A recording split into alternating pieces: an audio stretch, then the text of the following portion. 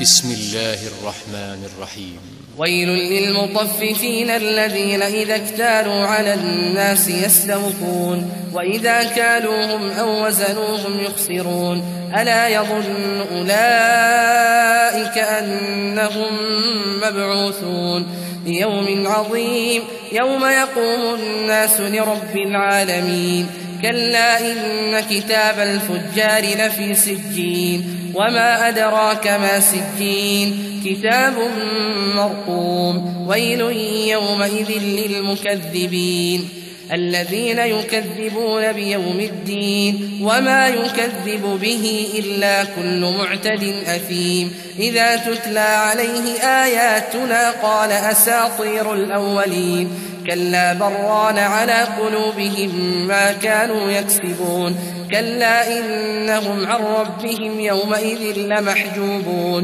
ثم إنهم لصال الجحيم شروع اللہ کا نام لے کر جو بڑا مہربان نہایت رحم والا ہے۔ ناپ اور تول میں کمی کرنے والوں کے لیے خرابی ہے۔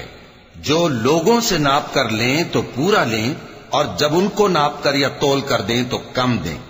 کیا یہ لوگ یہ نہیں خیال کرتے کہ اٹھائے بھی جائیں گے؟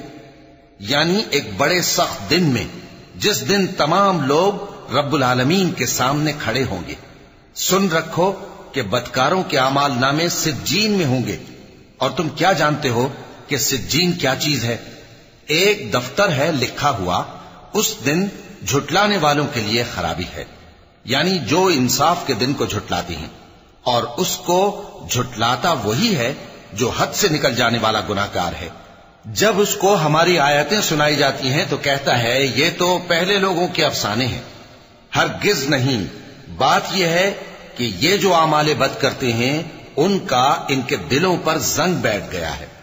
بے شک یہ لوگ اس روز اپنے پروردگار کے دیدار سے اوٹ میں ہوں گے، پھر یہ لوگ یقیناً دوزخ میں جا داخل ہوں گے۔ ثم يقال هذا الذي كنتم به تكذبون كلا إن كتاب الأبرار لفي عليين وما أدراك ما عليون كتاب مرقوم يشهده المقربون إن الأبرار لفي نعيم على الأرائك ينظرون تعرف في وجوههم نضرة النعيم يسقون من رحيق مختوم ختامه مسك وفي ذلك فليتنافس المتنافسون ومزاجه من تسنيم عينا يشرب بها المقربون إن الذين أجرموا كانوا من الذين آمنوا يضحكون۔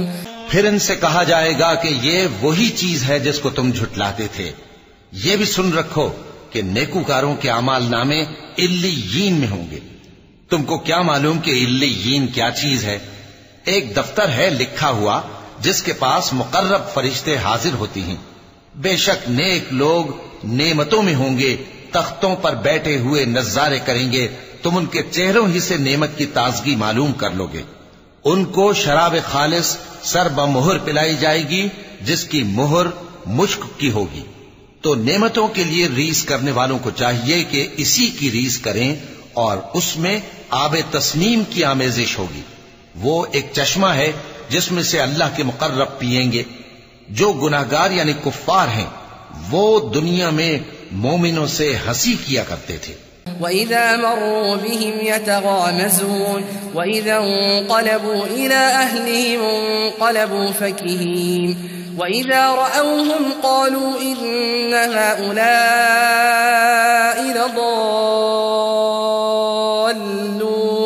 وَمَا أُرْسِلُوا عَلَيْهِمْ حَافِظِينَ فَالْيَوْمَ الَّذِينَ آمَنُوا مِنَ الْكُفَّارِ يَضْحَكُونَ على الأرائك ينظرون هل ثوب الكفار ما كانوا يفعلون۔